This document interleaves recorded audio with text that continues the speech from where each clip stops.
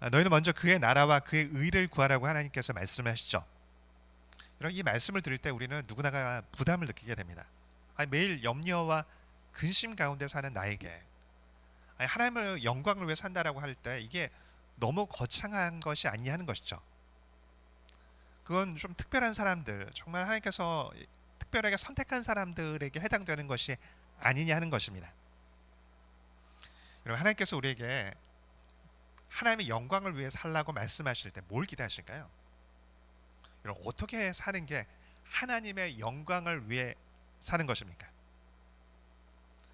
삶을 전적으로 막 헌신을 내서 막 아프리카를 가고 오지를 가고 그런 선교를 하고 아니면 목회자로 헌신을 하고 이런 겁니까? 여러분, 하나님께서 우리에게 기대하신 건요, 그렇게 거창한 것이 아닙니다. 오늘 지금 이 순간 하나님을 의식하면서 충실히 하나님 앞에서 살아가는 삶이에요. 이걸 하나님께서 우리에게 기대하시는 거더라고요. 우리가 현실에 하나님 앞에서 충실하지 못하는 이유가 있습니다. 과거의 상처에 묶여요. 그리고 불확실한 내일의 염려에 묶여 있습니다. 그래서 오늘을 하나님 앞에서 살지를 못하는 거거든요. 하나님은 지금 이 순간 하나님을 의식하며 살아가기를 원하시는 겁니다. 이게 하나님 나라와 의를 구하는 삶이더라고요. 그래서 오늘 본문이 34절이죠. 내일 일을 위하여 염려하지 말라. 내일 일은 내일이 염려할 것이요 한날의 괴로움은 그날로 족하니라. 내일에 집중하지 말라는 겁니다. 지금 이 순간 현재에 집중하라는 것이죠. 염려라고 하는 것은 내일의 고통을 오늘의 고통으로 끌어오는 것이다, 이렇게 얘기를 하더라고요. 변수가 많은 그 내일에 대해서 그 염려로 고통당하는 것 대신에 현재 하나님 앞에서 매 순간 충실하게 살라, 이걸 하나님께서 우리에게 원하시는 거거든요. 이 8단어라고 하는 책이 있거든요. 거기 저자가 그런 얘기를 합니다. 삶에서 어떤 성취를 하는 사람의 공통적인 태도가 있대요. 모든 어떤 공통적인 태도가 있대요. 그게 뭐냐면 현재에 집중하는 태도라고. 그래서 이분의 삶의 모토가 되게 재밌더라고요. 뭐냐면 개처럼 산다입니다. 개처럼 산다. 제목은 좀 이렇게 날리는 제목인데 내용은 굉장히 깊이가 있어요.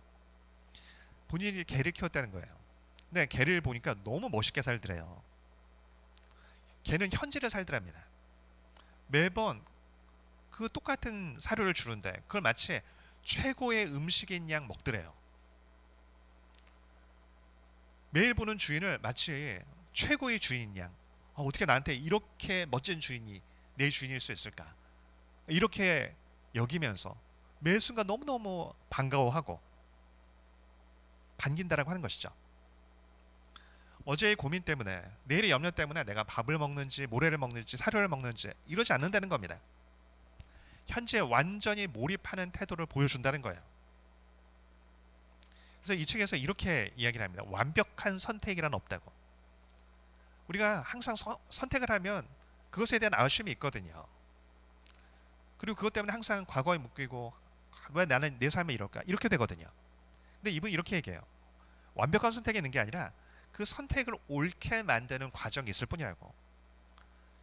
내가 현재 집중을 하면서 그 빈틈을 메꿔 간다라는 겁니다. 그래서 현재에 집중할 때 그것을 내 과거의 선택을 옳게 만들어 간다는 거예요. 지금의 문제 때문에 과거의 선택에 대해서 후회하고 내일의 선택에 대해서 염려를 합니다. 그래서 변화시킬 수 있는 현실에 집중하지 못한다는 것이죠. 이분은 보면 이거 신앙인 아니거든요. 근데 이 태도가 신앙인이 가져야 할 태도고 바로 예수님께서 우리에게 원하시는 태도더라고요. 지금 허락하신 지금 이 순간에 집중하는 삶, 이게 하나님을 영화롭게 하는 삶이에요. 그래서 골로새서 3장 17절 이하 이렇게 말씀하면 또 무엇을 하든지 말에나 일에나 다 주 예수의 이름으로 하고 그를 힘입어 하나님 아버지께 감사하라고. 이게 현재를 사는 삶이거든요. 근데 어떻게 해요? 그 이하에 이 얘기를 합니다. 아내들의 남편에게 복종하라. 그리고 남편들의 아내를 사랑하며 괴롭게 하지 말라고. 자녀들아 모든 일에 부모에게 순종하라고. 아비들아 너희 자녀를 노엽게 하지 말라고. 종들아 모든 일에 육신의 상전들에게 순종하되 사람을 기쁘게 하는 자와 같이 눈가림만 하지 말라고. 무슨 일을 하든지 마음을 다하여 주께 하듯 하고 사람에게 하듯 하지 말라고. 이는 기업의 상을 주께 받을 줄 아나니 너는 주 그리스도를 섬기느니라. 나중에 한방 그냥 살면서 하나님 내가 정말 큰 게 하나 터지면 내 그때 하나님께 헌신하겠다고. 내 하나님께서 나한테 복 만땅을 주시면 내 그때 하나님께 뭔가 막 선교지에 가서 교회도 짓고 뭔가 특별한 일. 근데 그것도 귀하지만 그건 사실은 하나님이 아니라 일에 헌신하는 겁니다. 하나님께서 원하신 건 대단한 게 아니더라고요. 너희가 지금 하나님을 섬기는 거라고. 너희가 너희 보는 그 주인을 섬기는 것이 아니라 하나님을 섬기는 거라고. 지금 하나님께서 나를 세우신 그 삶의 자리에서 나에게 주어진 그 한도 내에서 그 하나님을 섬기는 것, 그게 하나님 나라와 뜻을 구하는 것이고 그게 하나님을 영화롭게 하는 것입니다. 근데 이 단순한 답을 실행에 옮기지 못한 이유가 뭐예요? 지금 반복적으로 이야기하죠. 미래에 대한 염려 때문에 그렇습니다. 항상 미래는 예측 불허예요. 지금 AI가 등장하면서 지금 굉장히 많은 게 바뀌었잖아요. 이거 안정적이라고 여겼던 직업이 몇 년 사이에 다 바뀌었습니다. 불과 몇 년 전에 프로그램 개발자 초봉이 억대였어요. 다 뭐 코딩 배워야 한다고 이게 미래라고 다 그랬거든요. 지금 뭐 몇 년 전만 하더라도 이 프로그램 개발자들은 사람이 없어가지고 서로 다 데려가려고 난리였다고요. 근데 지금 어때요? 분위기 완전 바뀌었거든요. 미국 MIT인가? 얼마 전에 그 내용을 보니까 대학 졸업반이 되면은 이 많은 회사들이 와가지고 자기 회사에 입사라고 이렇게 원서가 왔다는 거예요. 그러니까 200%였다고 얘기하더라고요. 그러니까 100명이 정원이면 그 기업이 200장이 온다는 거죠. 근데 지금 바뀌었대요. 지금 4분의 1로 줄었답니다.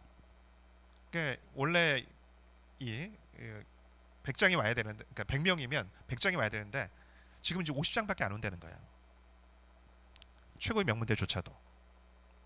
그래서 우리나라는 지금 의대 열풍 불잖아요. 왜요? 이건 안정적이라고 생각하니까. 근데 여러분 이것도 안정적이지 않답니다. 의사라는 직업이 없어지진 않을 거예요. 근데 전문가들이 뭐라고 얘기하냐면 이 의사들도 숫자가 AI 때문에 많이 줄 거다 이렇게 얘기합니다. 지금 판독 같은 것도 이제 원래 사람들이 전문가들이 했거든요. 지금 이거 AI가 훨씬 더 정확하게 해요.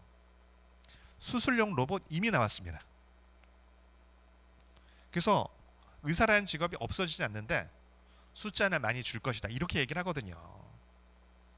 이런 마치 이 미래가 바람 잡는 것 같아요. 잡으려고 해도 이게 잡을 수가 없어요. 그러니까 우리는 미래에 대해서 항상 근심이 있어요.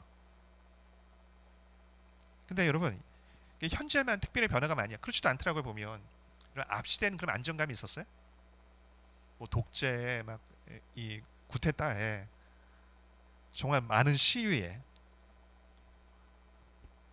그럼 그 전 시대는요. 일제시대, 6.25 전쟁. 오늘 본문의 AD 1세기 유대사회도 마찬가지입니다. 로마 압제하에요. 그리고 예수님께서 이 말씀을 하시고 나서 한 40여 년 후에 로마 유대 전쟁이 일어나가지고 이 예루살렘이 쑥대밭이 돼요. 수십만 명이 몰살당한다고요. 끊임없이 변화하고 예측이 불가능한 어느 시대나 그렇더라고요. 우리는 그런데 내 안전을 100% 담보할 것을 기대하거든요.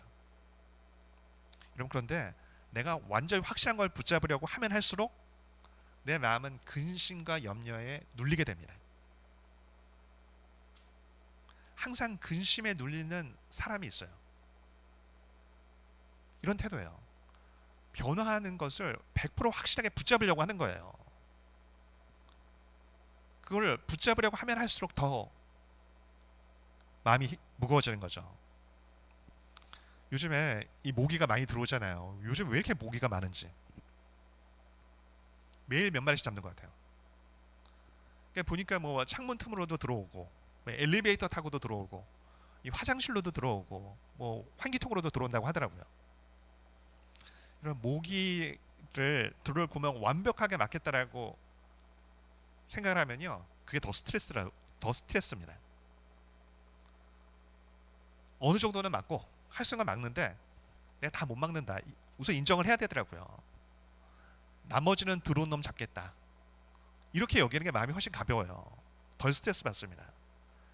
여러분 하다못해 그 모기도 내 컨트롤이 안 돼요. 근데 어떻게 미래가 내 삶에 딱 손에 잡힐 수가 있겠냐고요. 그래서 예수님께서 이 말씀하셔서 염려로 이 제자들도 염려로 가득히 채워져 있는 거예요. 근데 예수님께서 단순하게 염려하지 말아라 이렇게 말씀하지 않습니다. 염려 대신에 생각하라고 말씀하세요. 27절 이하 이렇게 말씀합니다.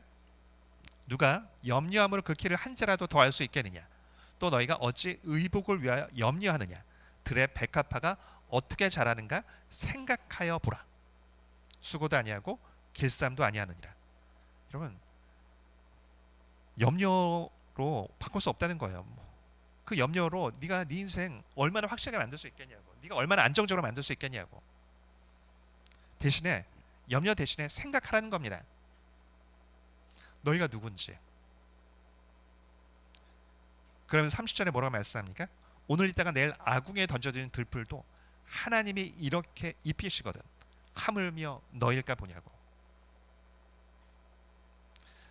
하나님의 영광을 위해 살겠다고. 하나님, 내가 하나님의 뜻을 구하면서 내 하나님의 영광을 위해 살기를 원한다고.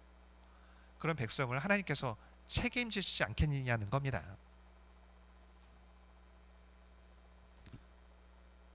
그 미래 하나님께 맡기라고.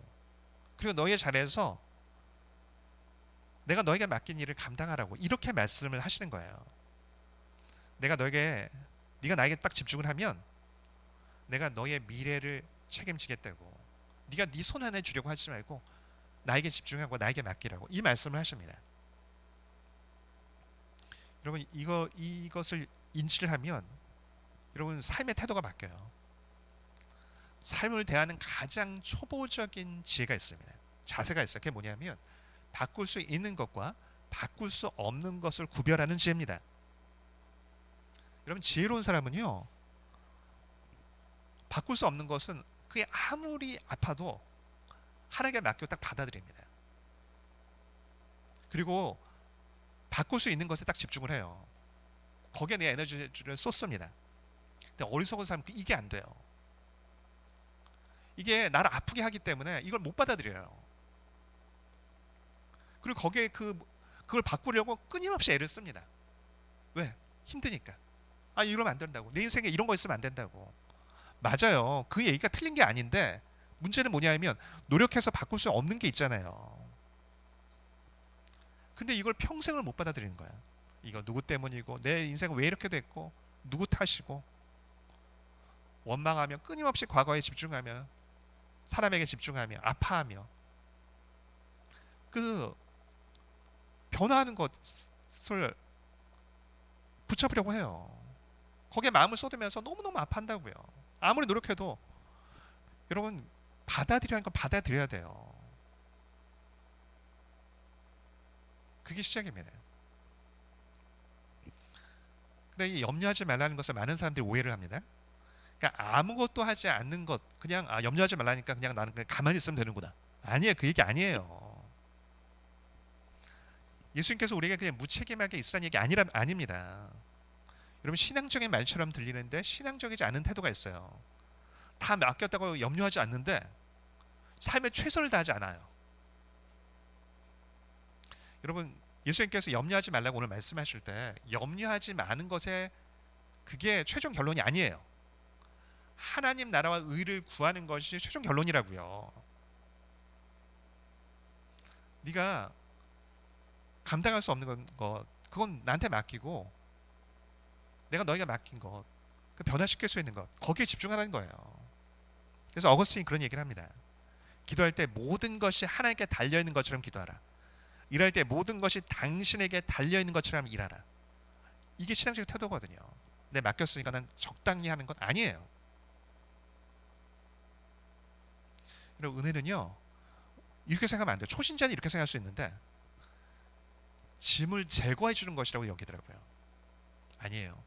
은혜는 짐을 성실하게 줄 수 있는 힘을 주는 것이 은혜입니다. 성경의 인물들을 생각해 보세요. 다 막 면제시켜주고 아니에요. 그래서 염려를 딱 하나님께 바르게 맡긴 사람은요, 하나님께서 나에게 허락한 짐을 성실하게 짊어질 수 있습니다. 이동우라고 하는 이 가수가 있더라고요. 근데 이 황정민이라는 그 배우가 있잖아요. 이 고등학교 때부터 절친이었답니다. 근데 그때는 지금하고 이제 분위기가 많이 달랐대요, 서로. 그때는 이 황정민이라는 배우가 너무 가망이 없어 보였대요. 그래서 그렇게 조언을 했대요. 너 연기하지 말라고. 너 가망 없다고. 왜냐하면 주변에서 보기에 이 황정민이라고 하는 그 배우가 배우로서는 도저히 가능성이 없었대요. 왜요? 얼굴은 항상 술 마신 것처럼 항상 붉고 여드름은 많고 사투리 교정은 안 되고, 그리고 그렇다고 또 얼굴 막 빼어나게 잘생긴 것도 아니고, 그리고 이 폼도 약간 구부정하고 아무도 인정해주지 않았다는 거예요. 그래서 참 놀랍게도 이 태도가 이런 태도였대요. 누구를 시기하거나 질투하지 않는다고. 막 뒤에서 막 누구를 막 자기가 부족하면 자꾸 욕하고 싶고 자꾸 이게 헐뜯고 싶잖아요. 그런 태도가 없었다는 거예요. 그러면서 무던하게 자신의 것을 최선을 다해서 하더라고. 그러면서 이런 표현을 쓰더라고요. 하루하루 성실한 사람에게는 세월의 힘이 작용하고 그렇지 않은 사람에게는 그게 없는 것 같다고. 하루하루 성실한 사람에게는 그 세월의 힘이 작용을 한다고. 여러분, 신앙은요, 염려를 하나님께 맡겼기 때문에 주어진 하루하루를 성실하게 살아가는 그 힘을 제공해 주는 게 신앙의 힘이에요. 그 하루가 하나님 앞에서 성실하게 감당을 하면서 그리스도를 닮아가게 만드는 거예요. 누가 인정해 주지 않고 그 결과가 불확실해. 근데 하나님께서 나에게 이 하루를 맡긴 거예요. 나에게 맡긴 거라고요. 누가 이게 집중하지 않는데도 불구하고. 근데 그 무던하게 내 것들을 감당을 하면서 견디게 만드는 것, 그러면서 자라가게 만드는 것, 여러분, 이게 신앙의 힘입니다. 여러분, 잠깐은요, 하나님 앞에 성실하게 살 수 있어요. 잠깐은 반짝 막 이렇게 애를 쓰면서 살 수 있다고요. 충성할 수 있어요. 탁월하게 잠깐은 뭐 할 수 있어요. 여러분, 근데 이게 어렵더라고요. 오랫동안 어느 수준 이상의 퀄리티를 유지하면서 그렇게 애를 쓰는 거, 이거는 진짜 신앙인만 가능해요. 이게 하나님께서 우리에게 요구하는 태도더라고요. 과거에 이제 부교육자로 있을 때 이게 이 찬양 인도자가 이제 특별 집회 때 왔거든요. 근데 참 파워풀하다 이런 생각을 했었습니다. 한 4, 50분을 이렇게 인도를 하는데, 근데 이제 이제 같이 사역했던 사역자 중에서 보니까 같이 그분하고 과거에 사역을 좀 했던 분이 있더라고요. 그런 얘기를 하더라고요. 저 파워가 괜히 나오는 게 아니라고. 저 사역자가 자신이 딱 찬양 콘텐츠를 짜고 나서 예배 똑같이 그 시간을 똑같이 개인 혼자 하나님 앞에 동일하게 혼자 예배를 드린다는 거예요. 그때 엄청 충격을 받았던 기억이 있습니다. 너무 이해가 되더라고요. 그러면 사실 이 찬양 인도나 이런 경우는 기교적인 부분이 매우 중요하잖아요. 사실 어느 정도 딱 수준이 오면 그 다음부터는 사실은 자기가 준비 안 해도 어느 정도 나온다고요. 근데 왜 그렇게 매주 그렇게 합니까? 자기가 하나님 앞에 그렇게 예배를 드리는 거예요. 그런 태도로 산 거예요. 제가 과거에 섬겼던 그 목사님께 배웠던 중요한 가르침 중에 하나가 이겁니다. 절대 설교를 쉽게 준비하는 것, 그거에 익숙해지면 안 된다고. 한번 어떤 것들을 쉽게 준비하기 시작을 하면 다시는 어렵게 준비하는 그 자료를 못 돌아온다고. 여러분, 쉽게 한다고 막 표가 나나요? 안 그래요. 제가 설교 대충 준비해도 표 나나요? 안 나요. 그럼 막 어렵게 준비한다고 막 대단한 게 나오나요? 그렇지 않아요. 근데 스스로가 스스로에게 그걸 요구를 하는 거예요. 하나님 앞에서. 이런 어느 영역이든 마찬가지입니다. 뭐 교사건 뭐 찬양팀이건 뭐 소그룹 리더이건 뭐 무엇이든지 간에 여러분, 그냥 사람 눈을 의식하면서 그냥 거기에 맞춰서 하는 건 어렵지 않아요. 근데 여러분, 하나님 앞에서 산다는 건 어렵습니다. 왜요? 우리는 자꾸 막 요셉이 총리가 되고 뭔가 막 홍해가 갈라지고 막 이런 걸 생각하거든요. 물론 삶에서 하나님 앞에 충실하게 사는 사람에게 그런 역사를 종종 보이십니다. 근데 대부분은 어때요? 그렇지 않아요. 대부분의 삶은 그 광야를 매일매일 걸어가는 삶이거든요. 특별해 보이지 않아요. 근데 여러분, 그 특별해 보이지 않은 삶 가운데 하나님 앞에서 사는 게 특별한 거더라고요. 왜 초대교회 때 왜 정말 그 미약했던 기독교가 어떻게 로마를 정복할 수 있었습니까? 아까 언급했던 골로새서 그 말씀의 태도 때문에 그래요. 뭔가 막 이적을 베풀고 어마어마한 일들을 행하고 이런 게 아니었어요. 아내들아 남편에게 복종하라. 남편들아 아내를 사랑하며 괴롭게 하지 말라. 자녀들아 모든 일에 부모에게 순종하라. 아비들아 너희 잘 놀게 하지 말라. 종들아 모든 일에 육신의 상전들에게 순종하되 사람을 기쁘게 하는 자와 같이 눈가리만 하지 말고 오직 주를 두려워하여 성실한 마음으로 하라. 무슨 일을 하든지 마음을 다해 주께 하듯 하고 사람에게 하듯 하지 말라. 이 태도 때문이거든요. 야, 너 왜 노예 생활을 그렇게 성실하게 감당하냐? 너 왜 그렇게 하냐?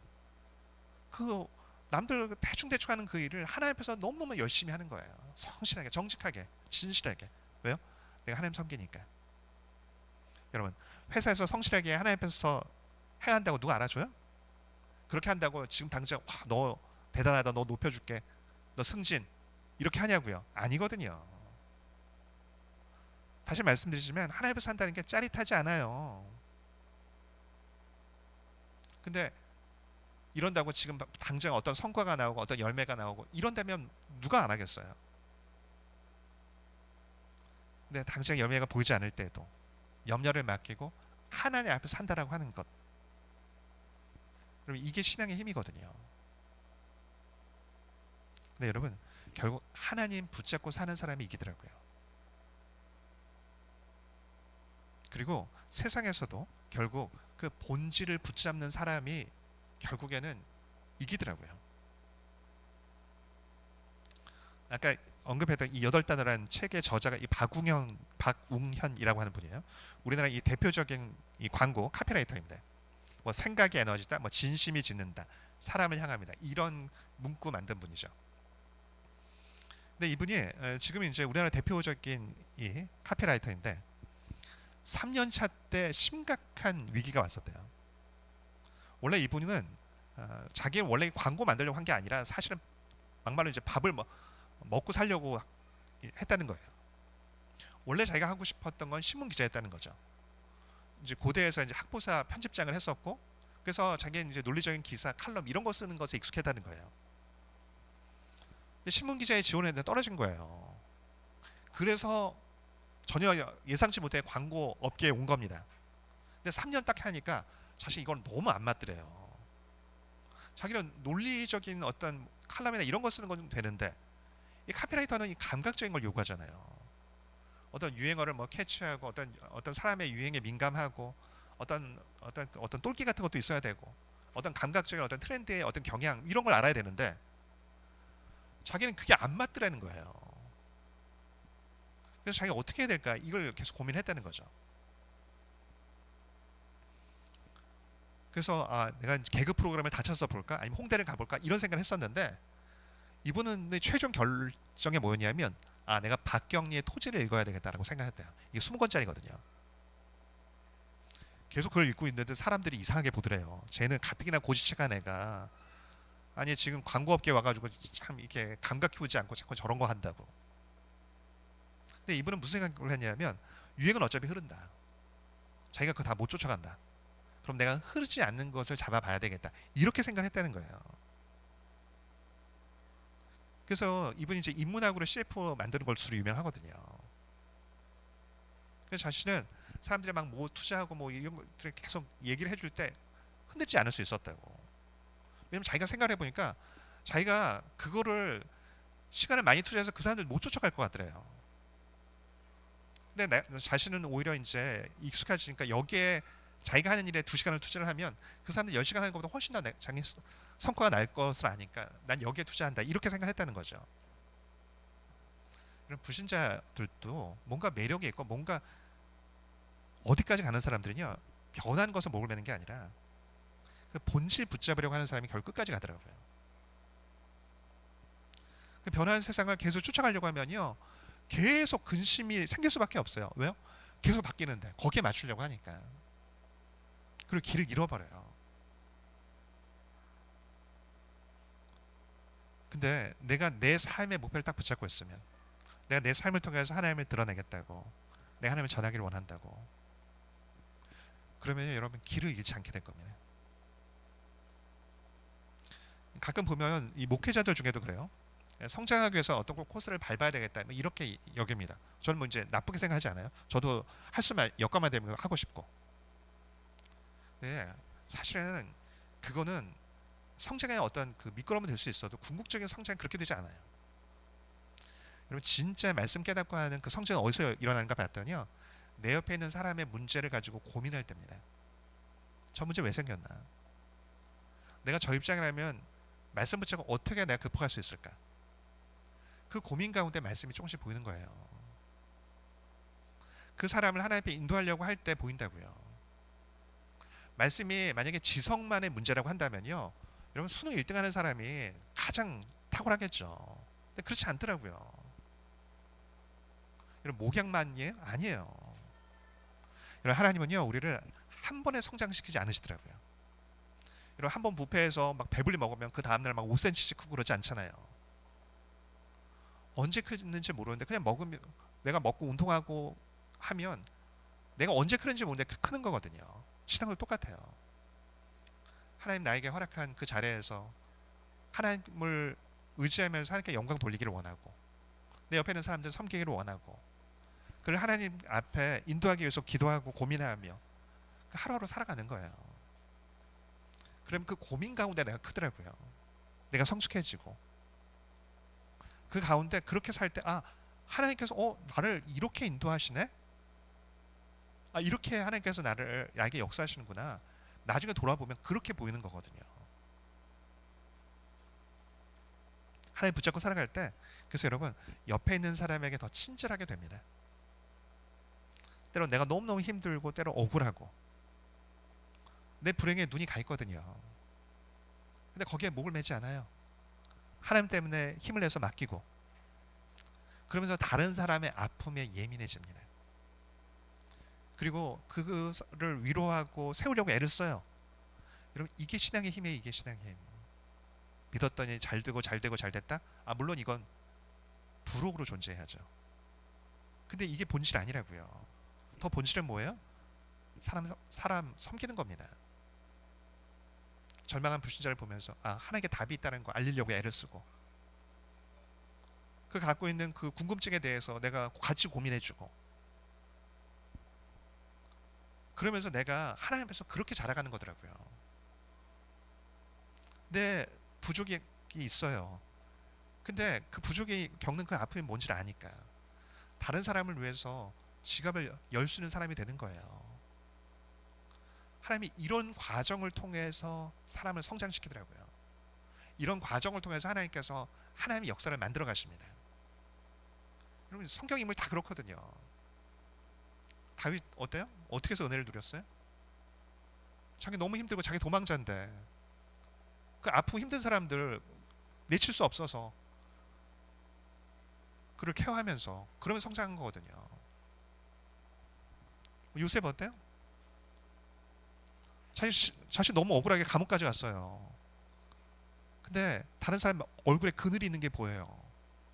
무슨 일이냐고 도우려고 다 그게 연결돼가지고 총리가 된 거거든요. 우리 내가 하나님 살아계시다는 걸 믿으니까 그냥 잘 되고 잘 되고 여러분 어디 성경에 그런 내용이 있습니까? 성경에서 뭐라고 말씀합니까? 작은 것에 충성된 자는 큰 것에도 충성된다고. 지금 내가 서 있는 그 자리에서 뭔가 대단한 일을 하는 게 아니라 이 순간 내가 이 자리에서 내가 주어진 환경 가운데 나는 너무너무 미약한데 내가 갖고 있는 너무너무 작은데 근데 그 가운데 이 자리에서 하나님을 섬기려고 애를 쓰면서 그거 하나님을 알아보고 또 그거 결국에는 그게 쌓이면요 그거 사람들이 알게 되더라고요. 하루하루 하나님 붙잡고 씨름하며 살아갈 때 당장은 아무 변화가 없어요. 눈에 띄는 열매도 없고 누군가 알아주지도 않고 너무너무 더딘 것 같고 맨 그 자리가 그 자리인 것 같고, 근데 때가 되면 그 하나님 앞에서 그 심은 것들이 열매를 맺을 때가 옵니다. 어느 날 돌아보면 내가 이만큼 성숙해져 있구나, 내가 이만큼 넓어져 있구나, 내가 이만큼 깊이를 갖게 됐구나. 하나님 우리가 막 뭘 하면 막 즉각적으로 막 뭔가 그냥 로또도 되고 막 이런 거 생각하는데 아니에요. 깊은 그 인내의 뿌리, 그걸 통해서 우리를 자라가게 만드시는 하나님이시거든요. 또 아무것도 보이지 않는다 할지라도 이게 하나님 앞에서 행한 것이라고 한다면 하나님께서 다 기억하실 겁니다. 여러분, 왜 우리가 근심에 눌리는가 봤더니요, 나에게 예민해서 그래요. 내 욕구에 너무 예민하기 때문에 그렇습니다. 하나님 원하신 거 뭐예요? 너에게 집중하지 말고 나에게 집중하라고. 그리고 다른 사람에게 집중하라고. 너의 필요에만 집중하는 것이 아니라 다른 사람의 필요에 집중하라고. 여러분, 그게 하나님 우리에게 원하시는 삶이고 그게 복을 누리는 사람의 태도입니다. 지금 하나님께서 각자의 삶의 자리 세우신 자리가 있습니다. 여러분, 내 근심에만 집중하는 거 내려놓기 원합니다. 하나님께 집중하기를 원하고, 그리고 그 가운데 그 세우신 자리에서 하나님을 바라보며 하나님 나라를 바라보며 섬기며 그 가운데 은혜를 누리는 복된 성도 되어지기를 축복합니다.